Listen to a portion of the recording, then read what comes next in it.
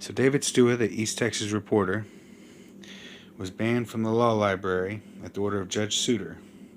Him and I both believe it was in retaliation because he was getting public information for all the public officials up there, mostly judges.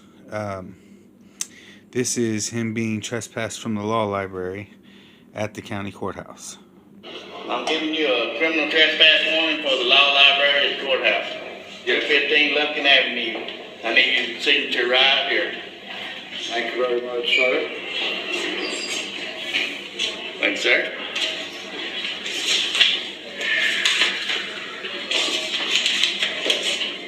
Give me your copy. Yes, sir. Thanks, sir. Very much. I appreciate it, sir. Now, me and him both believe that this was David Stewart.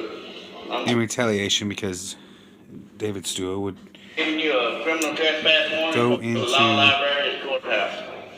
look up stuff on the local public officials. It's another story that y'all will see. I'm not gonna read the whole thing, but get a look at it. You can pause if you want.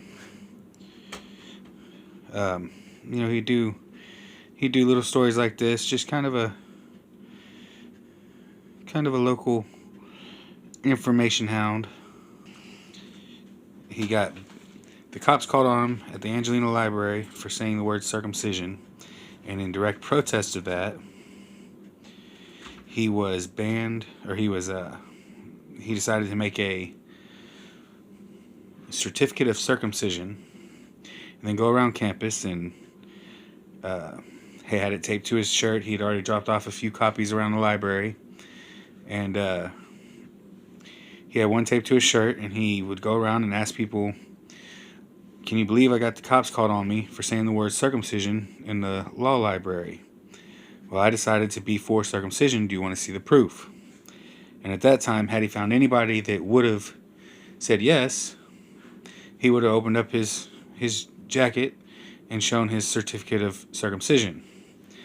The police chief there on Angelina County College campus, Chief Doug Kahn, was watching live along with another officer and I believe a faculty member.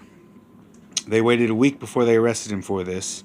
One of the students he approached that was on college campus coming out of a college classroom ended up being a 15-year-old boy that he asked the question to. While probably very inappropriate, is not illegal. He was expressing his First Amendment right to speech. He was expressing his First Amendment right to redress grievances with his government. And they arrested him for it. They came back a week later and served him with an arrest warrant, basically for the statute was created to punish people who produce and direct porn films that involve minors. And they're basically charging him for that. They've recently changed the charges, which I believe are in violation of his substantive rights. They changed his charges while he's in jail, and he's been in jail now for a few months. This is back in 2018 when he was arrested. They released him on bond conditions. Fairly egregious. Let's see if we can get in here and look at some of this. This is the story I wrote on him if y'all want to come to my Facebook and look it up.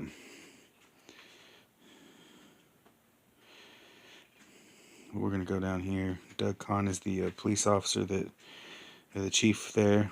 This is the warrant for arrest. So let's see what Doug Kahn says in his own report.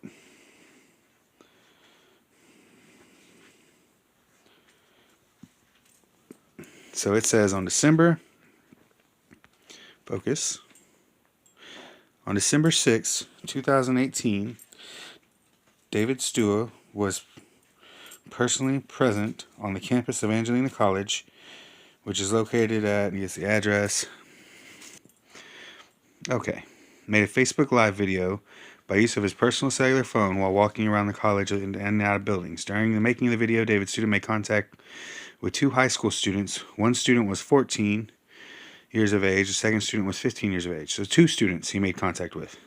During the making of the video, it says that he induced the minor, who was less than 18 years of age, to engage in behavior of a sexual nature by asking the child if he wanted to see his circumcised male genitalia. Now, this is very important. This is what he said on the 13th of December to get the arrest warrant. All right? But facts to wit. Police chief Chad Baker would be the payroll administrator, was the other person that witnessed this. So, Doug Kahn, police chief, was on the office located in the administration building, Angelina County, Texas. The college payroll administrator, Chad Baker, came to my office and asked if I was watching a Facebook Live video that was being aired from the college. I advised him that I was not aware of a live video being conducted at the time. He was holding his cell phone and brought it around to my desk. As the video played, I could tell that I was familiar with the individual who was speaking in the video because I've had several occurrences to meet with him on campus. The male voice that I listened to live appeared to be that of David Stua. Mr. Stua has been in my office on several occasions to complain about many topics in the past. At a later time, while watching the live video, Mr. Stua turned the camera around to him. He recognized him. As I continued to watch the video, Mr. Baker, Officer Marcelo Rosario of the Angelina College Police Department, who was also in my office, walked around beside the desk and watched the video as well. Okay. As we all watched the video, I could tell that Mr. Stua was confronting random individuals and prompting them to read a sign that he had made of paper that was taped to his shirt in the front. As he approached several different individuals, he would make the comment, "I am for the circumcision." Now, he said, I got the cops called on me for saying the word circumcision in the law library. He says that he was talking to a person that was there to get his basics done so that he could go to medical school, and he was going to become a pediatrician. And he said he couldn't do that because of all the circumcisions, and the librarian overheard that and called the cops because he used the word circumcision in the library. But we'll just continue reading what Doug Kahn has here for his affidavit. Remember, he said that he was going to show his male genitalia before. But right here he's saying, I could tell that Mr. Stua was confronting random individuals and prompting them to read a sign. Sorry, my finger is making it not focus. Read a sign that he had made of paper that was taped to his shirt front. As he approached several different individuals, he would make comment, "I am for circumcision," snip, snip, and wait to see if there was a response. Throughout the live feed, he engaged several individuals. Some responded to him, and some just looked at him without verbally responding. On 3 specific occasions, he would engage the individual verbally, and if the person that he was speaking to responded, he would tell them, "I have proof," and then ask them, "Want to see?" In each instance, the individuals would respond, "No." One of the individuals that Stua actually chased down to talk later was a 15-year-old.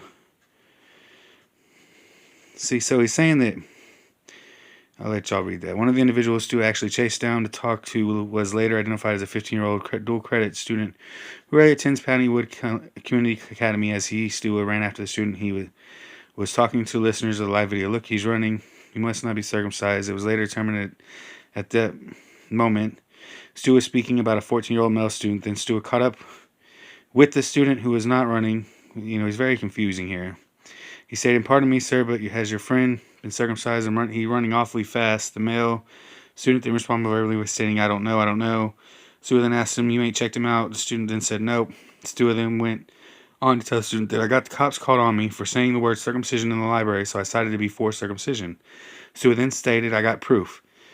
The student said, "You do." Stua then stated, "You want to see?" The student said, "No, I'm good." During the exchange of conversation, the student was speaking with a 15-year-old male. I later determined the exact age of the student by speaking with officials from Pineywood Academy. So, this is the part that gets me, though. I got the cops called on me for saying the word circumcision in the library, so I decided I would be for circumcision. Decided I'd be for, so what? Are they trying to say that he decided at 60 years old he was going to go get a circumcision? That he was uncircumcised before this? No. So therefore he knew that he was having that, he had the certificate of circumcision on his person. These were his bond conditions. 8 pages. So, number 17 says he can't go to church. Now, I understand that there are children present at church, sure, but I guess they are atheists up there in Angelina County. I mean, if y'all think he is this monster, the Lord says, judge not lest ye be judged, but they don't mind keeping him from receiving the word and possibly, if he really was this monster, receiving Jesus and changing his ways. The defendant shall not attend parties. That's to be expected. See now, why couldn't they say this on this? Why is church included in this and not just brought down to this? I don't know. So, right here, the defendant shall not procure, possess, operate. Whoops. So, oh my God. Thank you. Procure, possess, operate, utilize a computer or camera equipment without approval from the department. So, what he is currently in jail for is breaking that bond right there. I do believe. Let me just make sure that it doesn't say actual phone on here. He had to give his firearm to somebody who essentially stole it. Yeah, so it actually doesn't say he can't have a phone. It says he can't have a computer or camera, which I don't know who out there has a phone that doesn't have a camera on it. And I don't know who out there has a phone that isn't a small computer in their pocket. So they basically use this right here, number 27, to keep him from being able to make videos is why they did it. I mean, let's be honest. He had a phone. He admitted to it. He had to have a phone for work because he had to work to pay all the fines. He had $40 up there, and then for the ankle monitor, he had to have where is that? Right here. For the ankle monitor, he also had to pay more charges for the ankle monitor. Let's see if that's in here. Nope, it's not in here. So this was the day after they did the arrest warrant. If we go on here, here's the amendment.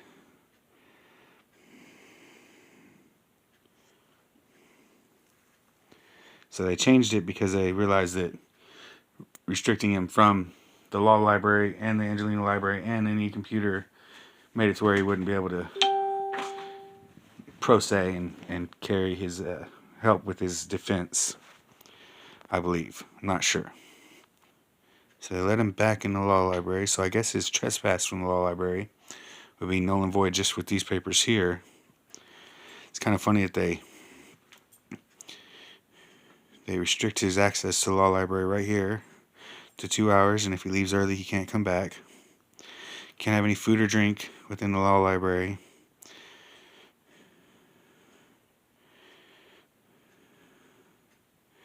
So this just adds more rules to him. Nobody can come with him, so they weren't satisfied with the. Let's see. Let's just go over the First Amendment violations here: speech, religion, press, because he can no longer record. What was it? Redress grievances with his government, because that's what he was doing there. And then to top it off, because there was still one left, the free association. There, it takes care of that right there. No other person shall accompany the defendant. Say it have that little exempt right there. But still, so now he can no longer just freely associate, have a friend come with him, or meet up with a friend on the way up there. We're both already headed there. But anyways, he's in jail now. He's been in there for about 2 months because of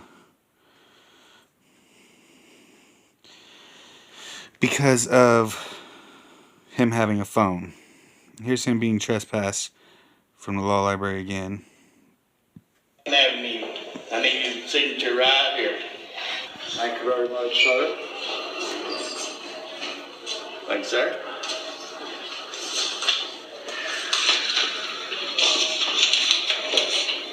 Give me your copy. Yes, sir. He's been indicted on, essentially, he put in a motion to quash this week, and they changed the indictment on him. So now he has to redo basically all the work he's done for the last 3 years is for nothing, because now they've changed the indictment. Now it's all new, different charges.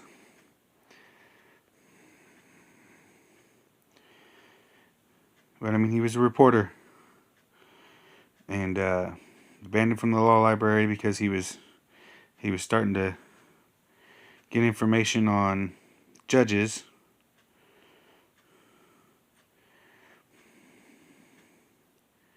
So Angelina County official says requester cannot use county electricity to use his own copy machine to copy public records. First, it was denied the requester to bring his own copy machine. Mr. Stua, as I mentioned, my original response attached, there is no charge to inspect the documents you requested. If I make copies of any of them at your request, the charge will be the treasurer's fee of $1 per page. The county attorney has discussed duplication with the Texas Attorneys General, and we are told that it is legal for you to duplicate the documents with self-supported portable devices that do not require connection to Angelina County's electricity. We the people are already paying for your electricity. I can arrange to have the records available for your inspection. So what he should have done was gone in there and just taken pictures, scan it with his phone, but it's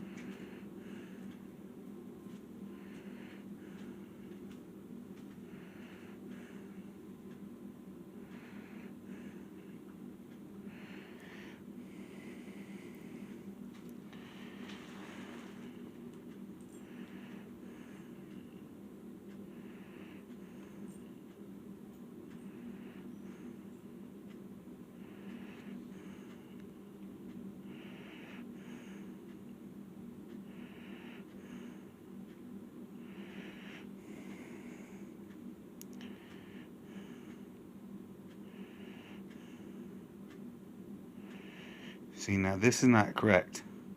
I must clarify that you are not authorized to make your own images of the documents by camera, phone, scanner, copier, or any other means. You can definitely go in there and record. You can definitely go in there and take pictures. You can definitely go in there and take pictures of the documents. It's public information, therefore it can be disseminated to the public.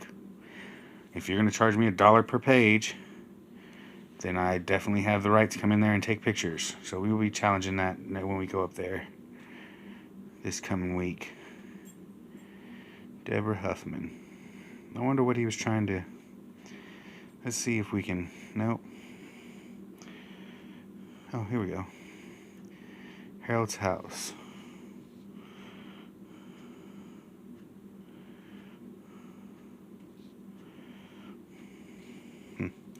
They've gone through and erased a lot of his stuff on here. They no longer have the live videos, no longer on here.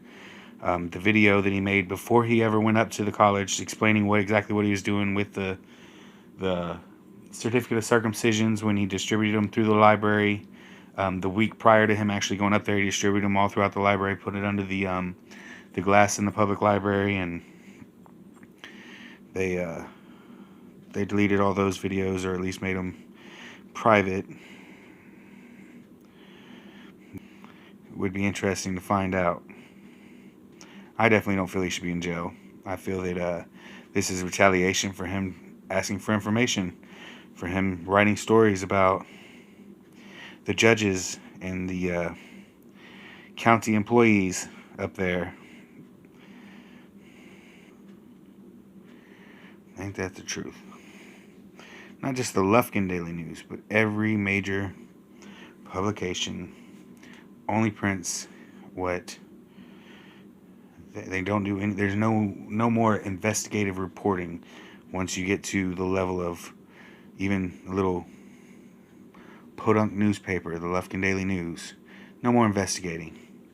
We're going to write the stories that the police tell us to write. How they say it happened. What they say happened. The Polk County Enterprise, Polk County Today, same way. No independent investigation. The cops say that this is what the person did, this is what we're going to say they did, and we'll go ahead and convict them in the public. So his page is still up. Y'all are more welcome to go over there. You can go to my page, check out the story I have on him. Here's another story that needs some attention from the East Texas reporter, David Stua. Judge Ball reveals the name of the sexual assault victim in public records. Justice of the Peace, Precinct 1, Angelina County. Redoing this video. I'm here in the Angelina County Courthouse, bottom floor, county clerk's room. In the deed room, there's a lot of people in here, so I won't be able to talk very much or talk very loudly. Judge Ball has revealed the name of a sexual assault victim who is a child within public records, specifically in court records. Anything in a court record is public information. So we're going to poach in here, and I'm going to show you where the computer is.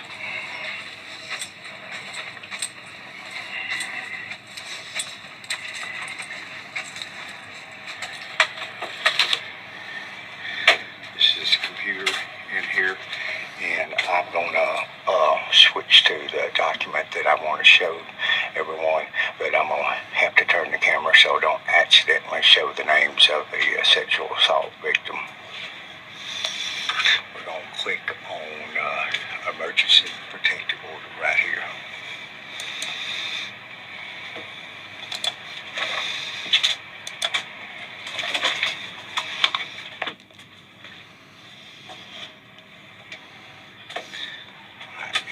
Now, he doesn't have to cover that name up. Technically, he could show it to everybody. It wouldn't be breaking the law. They were supposed to do that, and they didn't. Okay, that's where the meeting will be held.